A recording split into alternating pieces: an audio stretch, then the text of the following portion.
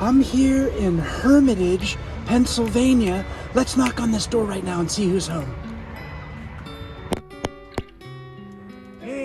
Hey, Steve, how's it going? Good, how are you today? What are you doing in there? Well, I'm going to show you what it's like to be a trucker. Can I just hop right in? Come on in. All right, here we go. I'm coming right up here.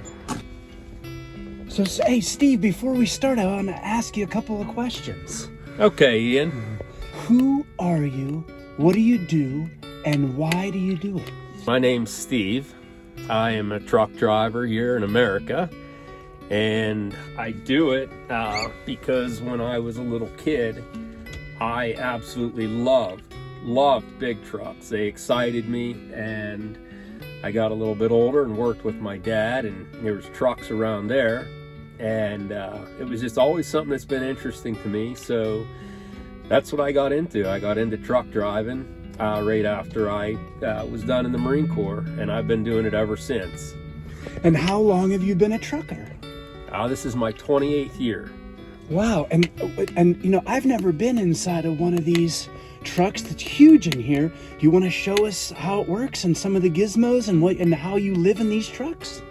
We can start with the most interesting part in one of these trucks, and that's the sleeper berth. We call it the bunk. This is our bed, and we have a microwave up there where we cook our food, and we have these refrigerators. This one is mine. So wait, when you say we, you don't just drive this by yourself, you do this with somebody else? Yes, I have a co-driver. So when we're driving, this truck's moving just about 24 hours a day. For five days we go out, and then we come home on the weekends. How long are the shifts? How long do you drive until it's time for him to get up and get driving? Well, I could drive for 11 hours. That's the maximum amount of time that I can drive during the day, Ian. But we can be on duty for 14 hours a day. What are you hauling these things across, and how far do you go? My sector of trucking is called lighter than load. There's lots of different sectors of trucking. But with mine, what we do is we have guys that work in a city operation called pickup and delivery. And they go to many different customers and shippers throughout the day and pick up lots of different things on skids, on like pipe, all kind of different commodities. And they get loaded onto trailers that are going to specific places. For me and my co-driver, that's St. Louis. I've seen these things on the side of the road. They're like big sand stops, emergency stops. Have you ever driven down into one of those? No, Ian, no. That's the last thing you want to have to do as a truck driver. Sometimes inexperienced drivers, they travel too quickly down those and they ride their brakes, meaning their foot's on the brake the whole time. And what happens is the brake pad against the brake shoe heats up so much that it expands away from the brake shoe, and the truck just keeps rolling. There's no brakes. If you hit one of those runaway ramps, it costs about $10,000 to get pulled out of one. Do you want to show us how to operate this and what it takes to get ready to go on a run? Sure. Look at all this stuff he has here. The first thing that we have to do when we get in the truck is to log into our electronic logbook, which is this right here. So I hit my hours of service. I have a full day to start now. If I started right now, I could operate the vehicle for 8 hours or less until I have to take a 30-minute break. Now what if you go past the limit? Does the truck just stop? What happens if you go a little beyond your personal limit? Well, the truck wouldn't stop, but my company would have a talk with me. You've got the proper time on the login screen there, and now what do? We'll start the truck up. This is an automatic truck. So we'll put our key in the ignition. And it fires up. It's actually a lot quieter than I thought it would have been. It is quiet. The trucks now are real quiet. When I started driving, they were much louder and shook and vibrated. It was a little different back then. So now we've got it started up, and what's the next step, Steve? I just depress the brake down here. This right here is like the parking brake on your car. So I would just push that in. And I heard, is that pneumatic? I heard a kind of sound. It is pneumatic. Yeah, everything runs off of air. Put our truck in gear and it would roll. like that. So we just moved. I just felt it. This thing is, how much power is behind one of these big trucks? Well, this one I believe has about 450 horsepower. On a full tank of gas, how far can you make it in one of these trucks? Well, even when our fuel tanks are full, we can make it about 1,400 miles. That's incredible. I would have never thought this. You can go halfway across the country on one tank. Just about, Ian. Let me ask you, how about horns? What kind of a horn do you have in here? We have a big old air horn in the truck, and that's what you see going down the road sometimes when we pass cars with kids in them, and you see them going like that. They want to hear the air horn. Are you a kind truck driver that blows it for them? Well, sometimes. Where is it? Let's hear it. The air horn's right here, Ian. You ready? Yep.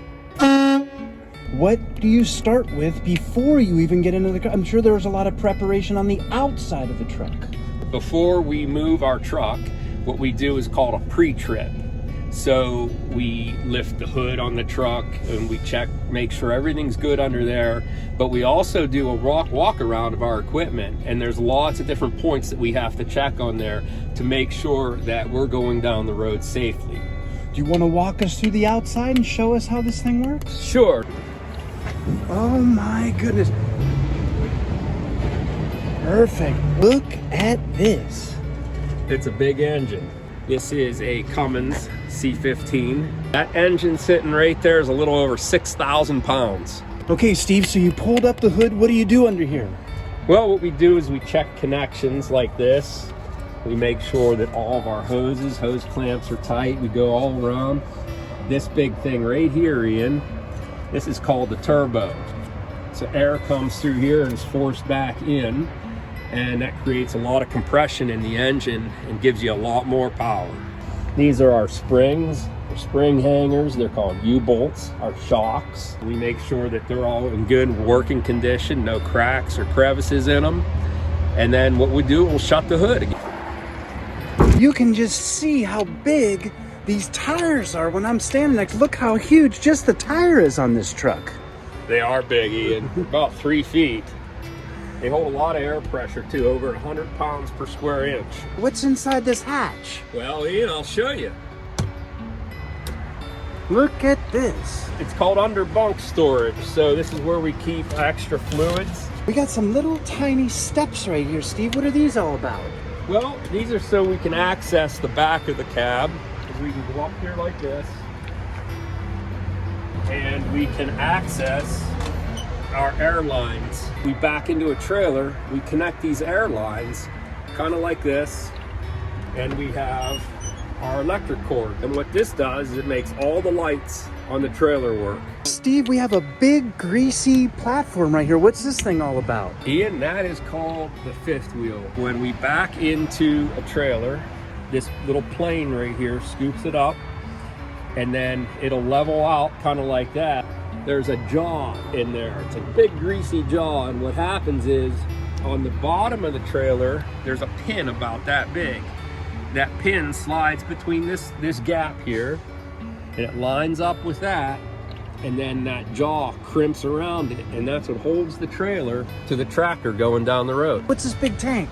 Ian, this is a fuel tank. I have 2 of these on the truck, and they are 150 gallons a piece. Do you have to deal with a lot of problem people while you're out in the world? How does that work? Most people are okay driving the cars. Some of them are inconsiderate and just really don't understand that we can't stop as fast as a car can, and we can't accelerate as fast as a car can. So people get impatient. And sometimes it's, that's the frustrating part. But as a driver, as a truck driver, you have to drive defensively. You let things happen around you, and you compensate for whatever's going on. What skills or disciplines have you brought from your military service to your everyday work? Patience, Ian. Patience. It takes a lot of patience to be a truck driver.